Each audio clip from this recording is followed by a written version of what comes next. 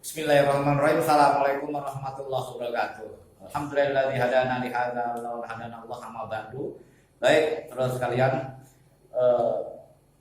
di pertemuan kita kali ini kita akan membahas seperti janji saya kemarin adalah tentang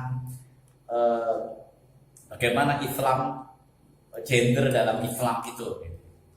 Kemarin kita sudah membahas tentang apa itu gender dan seks, perbedaan keduanya, dan nanti kita akan diskusikan karena ini hanya memantik dengan waktu yang terbatas.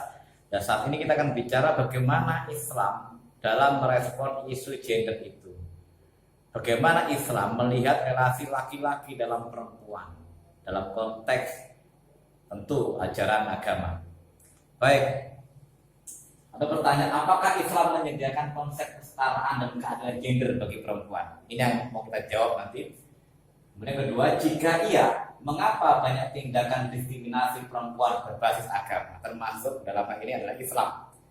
Bahkan sebagian orang yang tidak suka dengan Islam itu menganggap bahwa Islam itu musuh perempuan. Karena banyak sekali ajaran-ajaran atau ayat-ayat Quran, hadis-hadis Nabi yang cenderung ditafsirkan bias. Oleh karenanya dua hal ini akan kita bahas dan kemudian kita diskusikan di forum lainnya. Baik, jawabannya dari saya secara singkat semacam ini. Secara normatif universal, Islam mengajarkan kehidupan yang setara dan adil gender. Jadi kalau Anda tanya ke saya, apakah Islam mengajarkan kesetaraan dan keadilan gender? Jawaban saya dengan tegas, ya. Islam mengajarkan keadilan gender. Islam mengajarkan kesetaraan gender, dan ini bukan klaim atau subjektivitas saya sebagai seorang muslim, bukan. Islam senyatanya memang mengajarkan kesetaraan dan keadilan gender. Persoalannya kemudian kenapa terkesan bias gender dalam banyak hadis atau ayat, ya. Contoh namanya tentang poligami, jelas itu mendiskriminasi perempuan. Tentang waris 1:2, jelas itu dianggap itu bias terhadap gender. Yang kedua, secara praktis temporal, kalau ditanya kenapa terkesan diskriminatif, maka jawaban saya secara praktis temporal, kalau dinilai atau diukur dengan ukuran sekarang, kemungkinan Islam tidak berkeadilan gender jika ukurannya adalah kesetaraan dan keadilan gender hari ini. Maka kemudian nyorotinya kan harusnya di era Nabi, di era sahabat, dengan realitas sosial masyarakat yang semacam itu, maka kita bisa mengukur hari ini harusnya bisa menangkap semangat keadilan itu dalam konteks kekinian.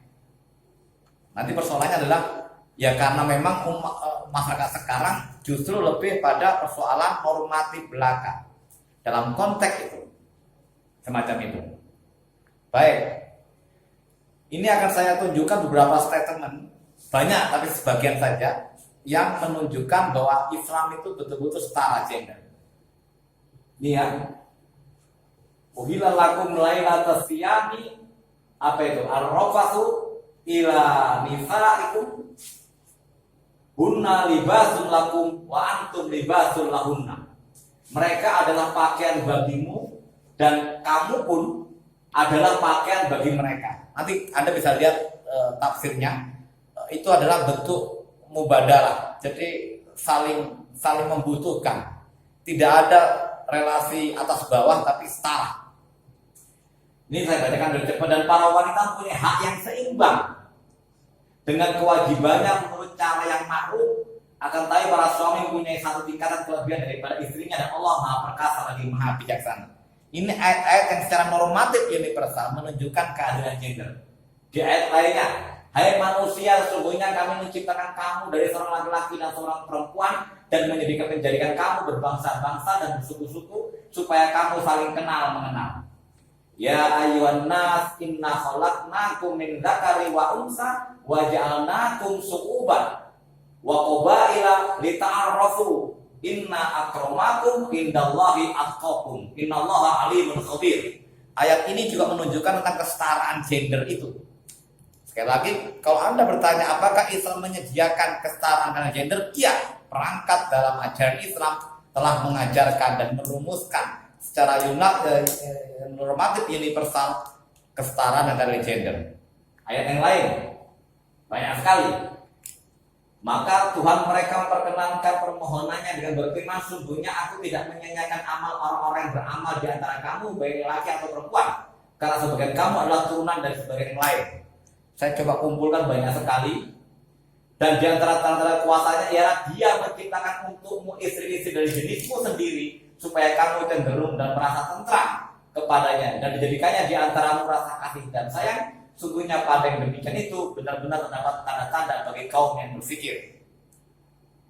Waduh, banyak sekali ya seperti ini. Barang siapa mengerjakan amal soleh baik laki maupun perempuan dalam keadaan beriman, maka sesungguhnya akan kami berikan kepadanya kehidupan yang baik. Sesungguhnya akan kami beri balasan kepada mereka dengan pahala yang lebih baik dari apa yang mereka kerjakan. Oke, ini banyak sekali ya. Saya kumpulkan ini.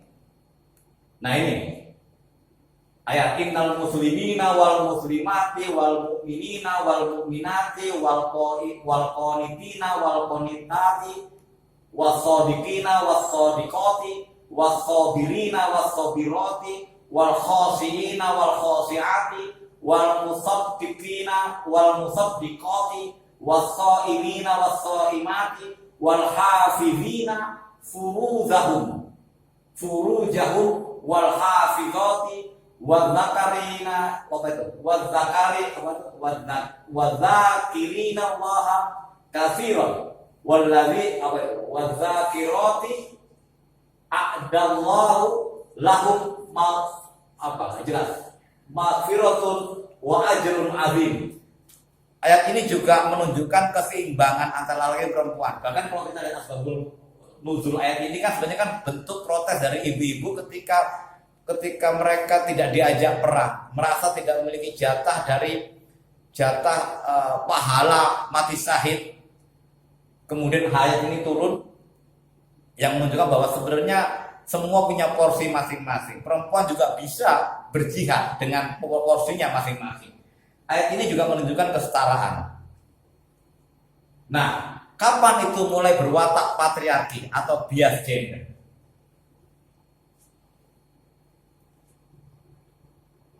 Yaitu pada era klasik. Pada era ini mulai watak patriarki, pada era ini pula teks mulai ditafsir secara bias gender menjadi agamanya laki-laki. Munculnya hadis-hadis misoginis. Hadis misoginis itu hadis yang memiliki konten kebencian terhadap perempuan, terhadap salah satu gender, dalam ini perempuan. Dan mitos-mitos yang menyebutkan perempuan, seperti hadis tidak akan beruntung suatu kaum yang menyerahkan urusannya kepada wanita, atau hadis yang menyatakan perempuan kurang akalnya, tulang rusuk yang bengkok, perempuan basia dan seterusnya. Watak patriarki pada era ini masih dipertahankan oleh sebagian mainstream umat Islam karena adanya konsensus ijma. Jadi saya melihat mulai terjadi bias atau bias gender itu memang dimulai dari pada era klasik itu. Saat ijtima ulama itu dirumuskan. Tentu kemarin kita sudah singgung bahwa tafsir terhadap ayat maupun hadis itu sangat dipengaruhi oleh sosial dan budaya yang berlaku. Jadi kontennya itu sudah anti gender, tapi kemudian memang para penafsirannya itu menjadi bermasalah, dan itu terjadi banyak di era klasik. Saya sebutkan saja umpamanya hadis tentang ayat tentang ini, kepemimpinan, ar-rijalu qawwamuna 'alan nisa. Itu hampir semua ulama-ulama di era klasik mengartikan qawwamuna itu adalah pemimpin atas perempuan. Saya sebutkan saja beberapa bagian ulama-ulama di era klasik dalam tulisan yang pernah saya tulis itu. Contoh umpamanya argumen yang diberikan sebentar ya. Nih, argumen tentang ayat ini, An-Nisa 34 ini, ada ulama yang menyatakan bahwa qawam atas perempuan alasannya karena laki-laki punya kelebihan akal. Itu disebutkan atau disampaikan oleh Ibnu Abbas. Karena kesempurnaan akal oleh An-Nawawi. Kelebihan kuatan dan kemampuan, Rasid Ridho, laki-laki punya kemampuan lebih daripada perempuan karena keperempuannya itu, kata Rasid Ridho. Bahkan seorang ulama terkemuka, Az-Zamakhsyari, merinci yang menjadi kelebihan penalaran akal, tekad yang kuat, al-hazm, keteguhan, al-azm, kekuatan, al-quwah, kemampuan tulisan, al-kitabah, dan keberanian.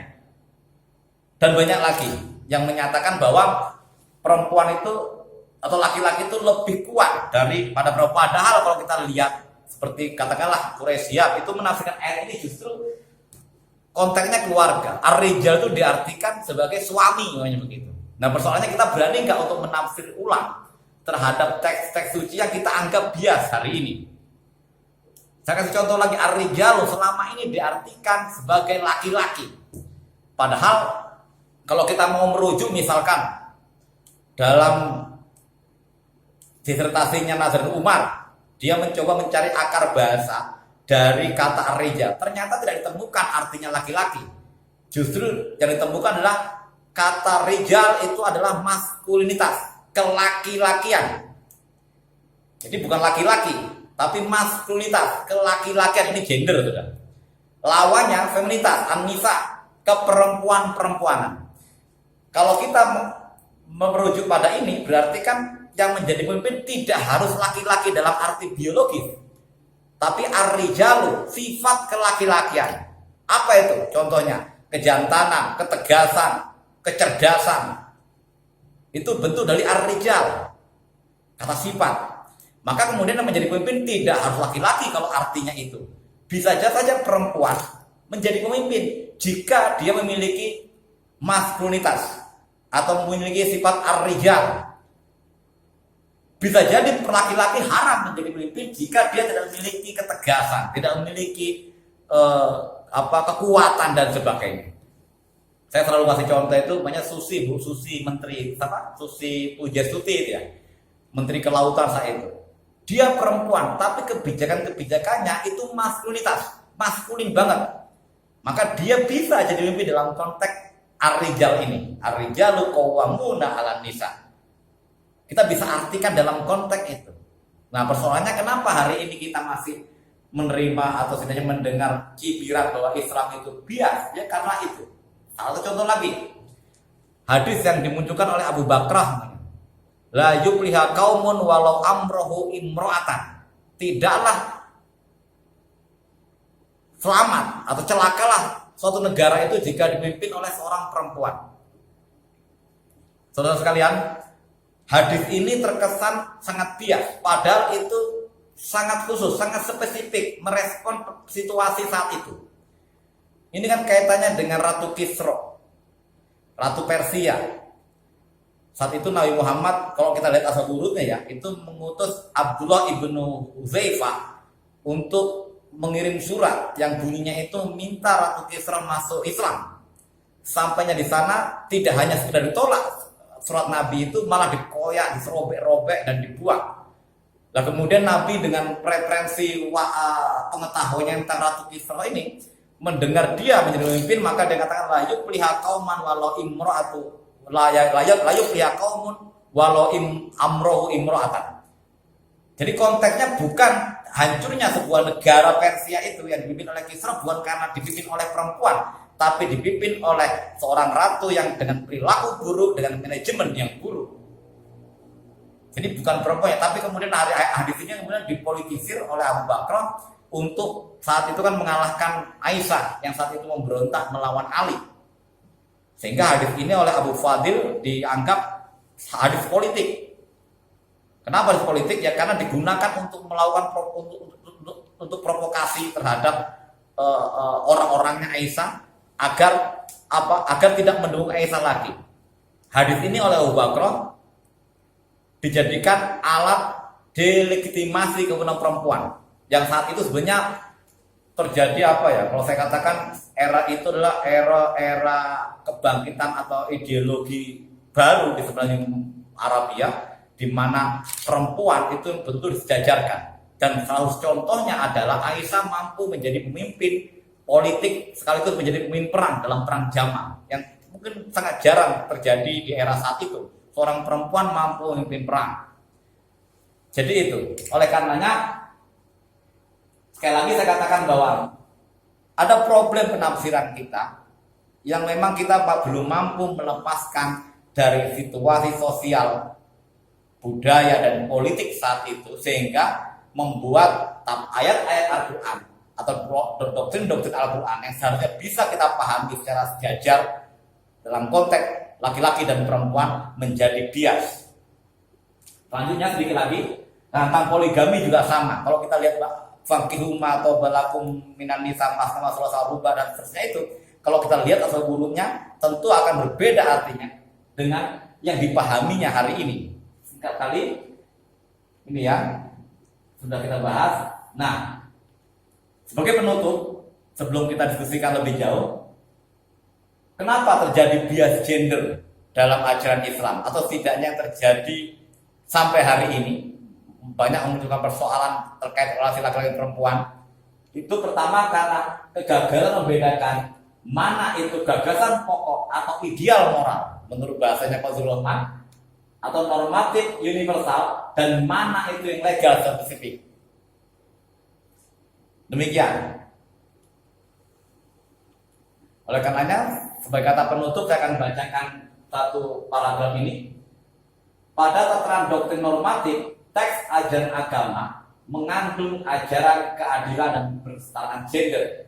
Namun ketika teks suci sudah berada pada tataran penafsiran, maka dia sudah dipengaruhi oleh konstruk sosial dan budaya yang melingkupi para penafsir. Dan pada level inilah membuka peluang agama ditafsirkan secara bias gender. Oleh karenanya, secara normatif universal, Islam sangat adil gender dan setara gender. Namun pada dalam penafsiran, Islam menjadi bias gender karena ditafsirkan dalam konteks budaya yang sangat patriarki.